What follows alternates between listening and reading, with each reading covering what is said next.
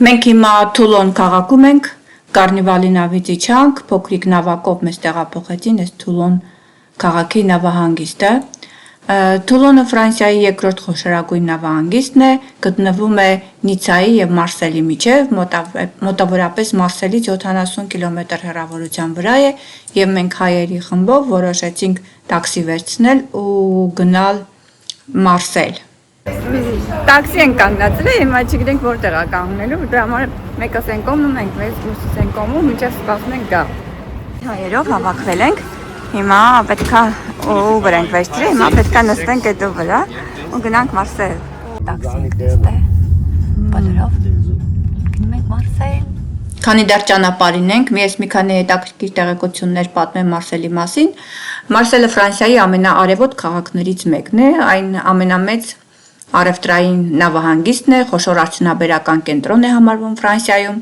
Նապոլեոն Բոնապարտը կրթություն է ստացել Մարսելի թագավորական քոլեջում։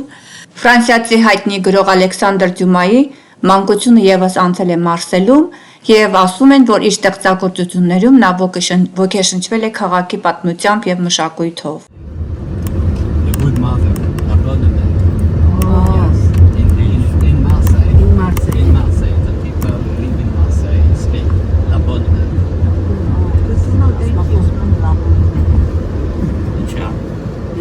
Բանը տարբեր է իրանց հիմա բանալները, Դիալեկտ է։ դիալեկտ է, խոսակցական, տարբեր է։ Արդեն չեմ հիշում, մենք այստեղ մեքենայում ինչի մասին էինք խոսում, հավանաբար Մարսելի յուրահատուկ բարբարի մասին էր խոսում։ Մարսելը ունի ֆրանսերեն յուրահատուկ բարբար, որը հայտնի է որպես Մարսելես կամ Մարսելիե, որը գրում է քաղաքի պատմության եւ բազմազան բնակչության ազդեցությունը։ Բարբարը հայտնի է յուրահատուկ առոգանությամբ եւ ժարգոնով։ Եկանք էս Մարսել հասանք, եկեղեցու դեմած, ոչմ իտալացիների արկածները Ռուսաստանում։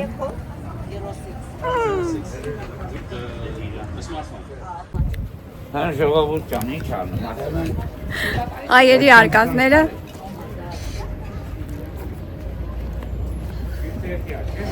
Ֆրանսիայում։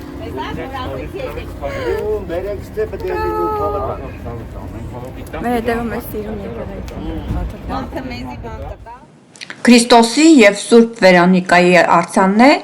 այն նվիրված է ի պատիվ միսիոներների։ Սիրուն է քաղաքը։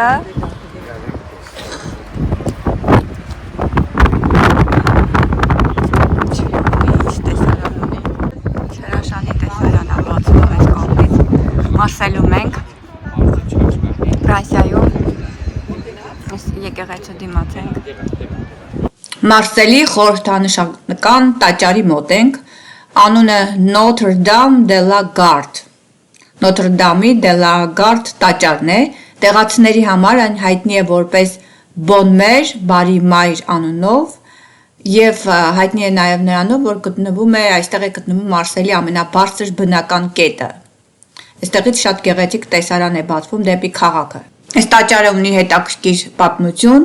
1214 թվականին Պիեր անունով մի քահանա Սուրբ Վիկտորիա աբայությունից թույլտվություն ստացավ բլրի վրա կառուցելու մի փոքրիկ մատուռ նվիրված կույս Մայրամին։ Դարերի ընթացքում միմյանց հաջորդել են այստեղ մի քանի այլ մատուռներ,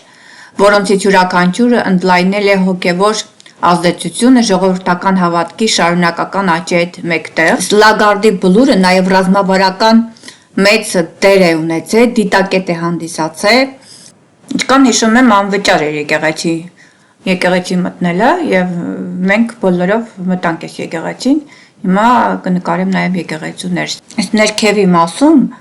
գտնվում էր այս եկեղեցու դամբարանը։ Մոտ 6 մատուռներ կային։ Դրանցից յուրաքանչյուրում կար որոշակի սրբին նվիրված խորան եւ ցուցադրվում էին տարբեր նվիրատուների հիշատակը հավերժացնող ցուցանակներ։ Այդ դամբարանում գտնվում էր նաեւ Քրիստոսի արձանը, Քրիստոսը պառկած վիճակում։ Հիմա մենք կտեսնենք այդ։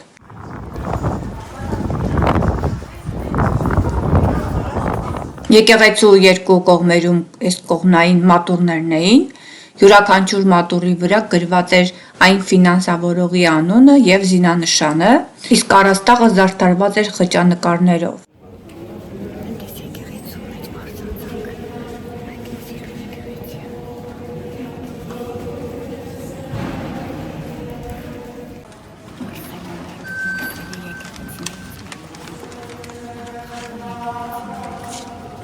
Բազիլիկայի մյուս հիմնական մասը զանգակատունն է, որը ունի մոտավորապես 12.5 մետր բարձրություն։ Զանգակատունը կառուցված է կարմիր գրանիտե սյուների վրա եւ զանգակատին տեղադրված է Մադոննայի եւ Մանկան պղնձե արձանը։ Արձանի բարձրությունը մոտավորապես 11.2 մետր է։ Մայր Աստվածածնա վերափոխման տոնի ժամանակ հազարավոր ուխտավորներ այցելում են այս եկեղեցին։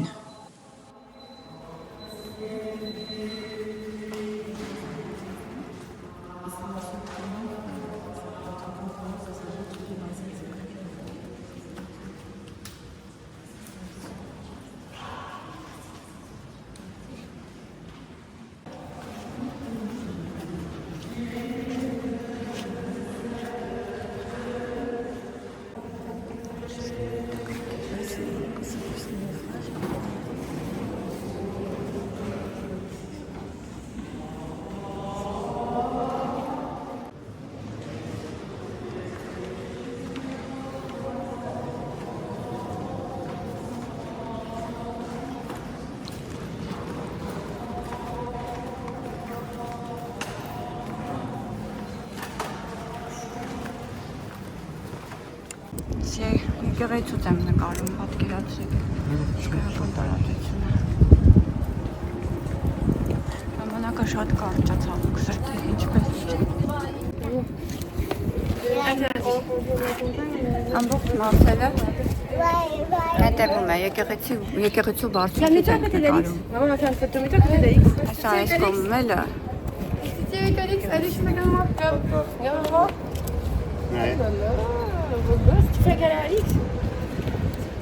Շապնա իրանց սպասում ենք մերոնք դուրս գան, միասին գնանք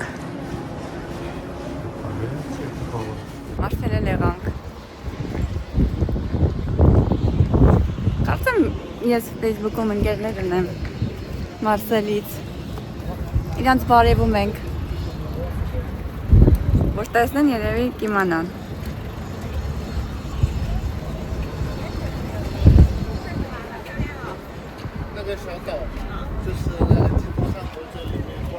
Այս էլ Մարսելի եկեղեցին է կաթեդրալը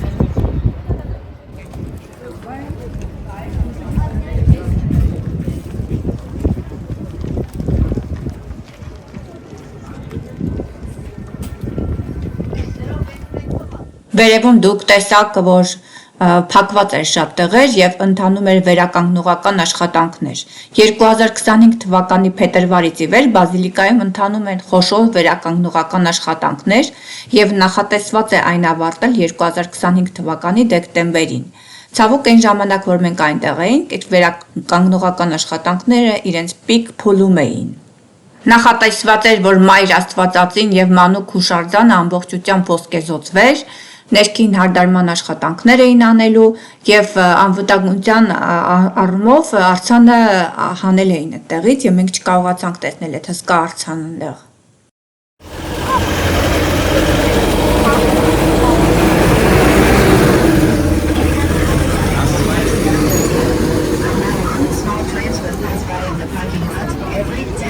Սա City Tour-ի իրենց գնացքներ, բերեց հենց այս եկեղեցու տաճարի մոտ եւ հիմա տեսնում ենք տաճարը ամբողջությամբ ներքին։ Մենք տաքսիի մեջ ենք մեր ֆրանսիացի վարորդի հետ, հիմա պատրաստվում ենք հաջորդ տեղը գնանք։ Ուր ենք եթում։ Այդ Old Port-ը եւ բանի մեջ էլ կա Մարսեի highlight-ի։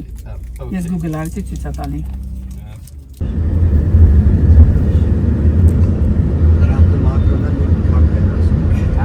Մի քիչ երև ներքևն է։ Ինալնի։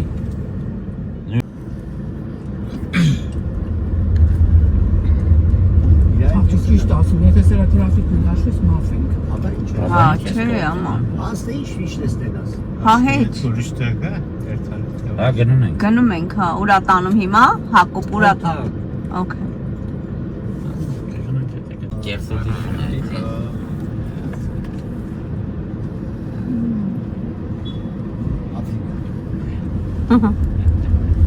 Afrika։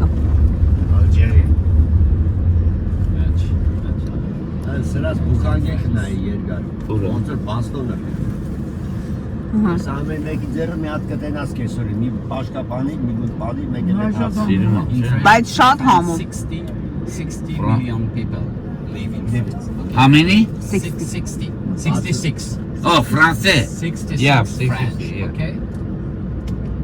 On 66 French and people strange other country, 10 million. 10 million. 10 միլիոն դրսի։ Yeah. Ինքը ֆրանսիացի է, Yeah. Մի հատ 105. քրեպի բանտեր 105. մի հատ ստեղ, շատ պապուլյար է քրեպը իրանց։ Լավ է սարքում են by the way։ After it's fire. Կար մի հատ եկեղեցի է կաստակ դա։ Հա, չէ, A million. Tegema. Stop and okay, stop. Yeah. In France, welcome. Che veramente mezi շատ լավ մարդ է, չէ՞։ հա, Աստու կողմից պարքեր է վեր, շատ լավ մարդ է։ Ամասեի պես, ամել հարմար բաներով եկավ։ Շատ։ Քարատել տեսակ դրի։ նայքից սիրու շենքերը, նայ շենքերի։ Եվի հույրանոցներ են սրանք։ Լրիվ հյուրանոց։ About the church, any idea? The one you basilica over there? The church. Church. Yeah. Yes, and other church. Yes. Here it's beautiful. One minute.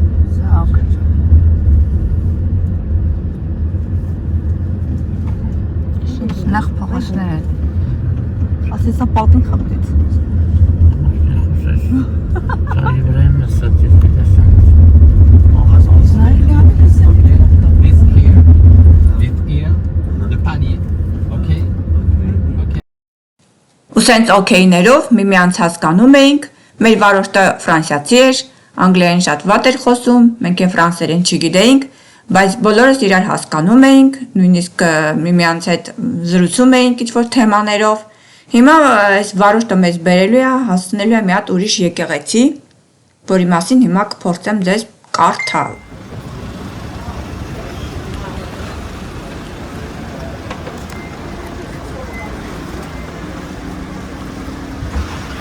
Հիմա մեր հայերով գնում ենք դեպի եկեղեցի։ Մենք հիմա գտնվում ենք Սանտա Մարիա Մաջորե տաճարի մոտ, Մարսելում պարտադիր այցելության վայրերից մեկն է։ Այն գտնվում է հին նավահանգստից 10 րոպե քայլելու հեռավորության վրա։ Այս նավահանգստում սովորաբար հսկայական զբոսանավեր են կանգ առնում։ Մայր տաճարի շինարարությունը սկսվել է 1852 թվականին, երբ հիմնաքարը դրել է Ֆրանսիայի կայսր Նապոլեոն III-ը։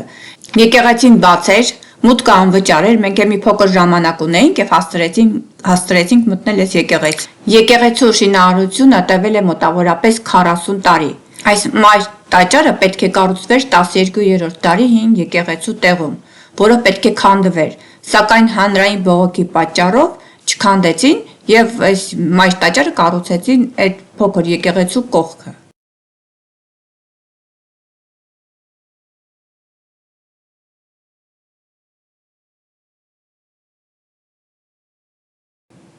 Եկեղեցու ներսը շատ շքեղ է։ Այստեղ մենք տեսնում ենք մի քանի ոճեր՝ հռոմեական, բյուզանդական, մինչև նեոգոթական ոճերը։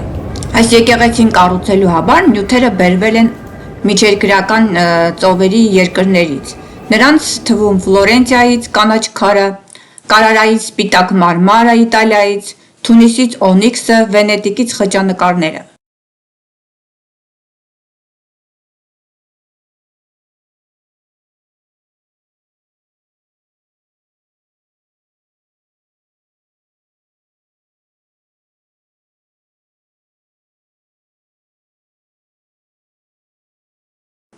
Ընդհանրապես, որ նայում ենք, ներքին հարդարանքը առանձնանում է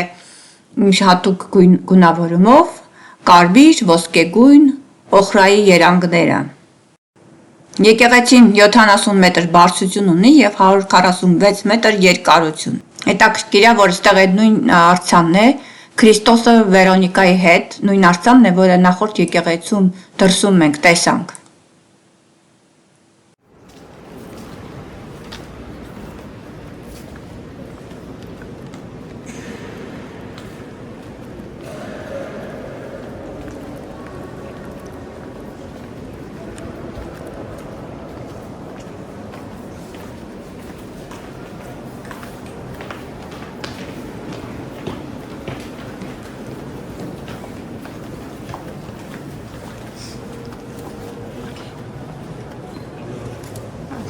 սպասում։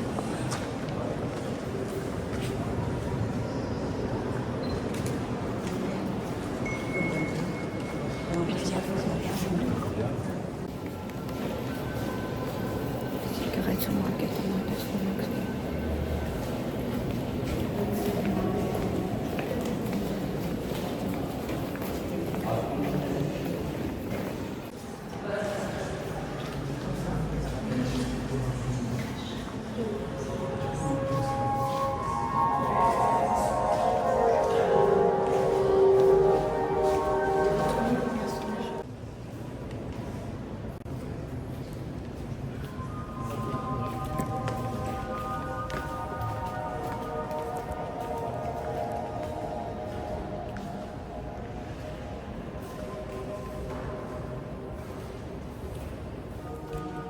Շատ սիրուն էր, իսկապես արժանա։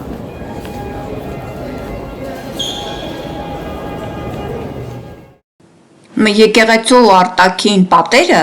եւս շատ հետաքրքիր են եւ կառուցված են տարբեր նյութերից՝ մարմարից, օնիքսից, կրաքարից։ Նրա շերտավոր ճակատը զարդարված է բյուզանդական ոճով, օգտագործելով տեղական կասիս քարը, կանաչ ֆլորենցիական մարմարը, Ֆլորենցիայից բերված։ Ճարտարապետների նախագծի համաձայն այս տաճարը նախատեսված էր լինել Ֆրանսիայի ամենամեծ եկեղեցական շենքը։ Տեղացիները այս տաճարը եկեղեցին հաճախ անվանում են պիժամա, ինչի իր անսովոր շերտավոր ճակատային մասի պատճառով։ Եվ իսկապես, որ սենց նայում ենք դրսից այս եկեղեցուն, պիժամայի գծեր ենք տեսնում մենք։ Եկեղեցուց ոչ շատ հեռու նավահանգստի մոտ գտնվում էր այս հետաքրքիր փողոցը։ Փողոցի պատերը զարդարված էին այսպիսի նկարներով, փողոցային արվեստի նկարներով ամենտեղ։ Թաղամասը կոչվում էր Rue du Panier։ Այս փողոցը ամբողջ սենց ներգված է։ Ժամանակին այս փողոցում եւ այս տոներում բնակեցված են եղել այնպիսի մարդիկ, որոնցից նույնիսկ ոստիկաններն են խուսափել եւ հեռու են մնացել։ Փողոցը տարիներ առաջ բավականին անապահով փողոց է եղել։ Հիմա այն համարվում է Մարսելի տեսարժան վայրերից մեկը, իսկ շրջապատում շատ ռեստորաններ։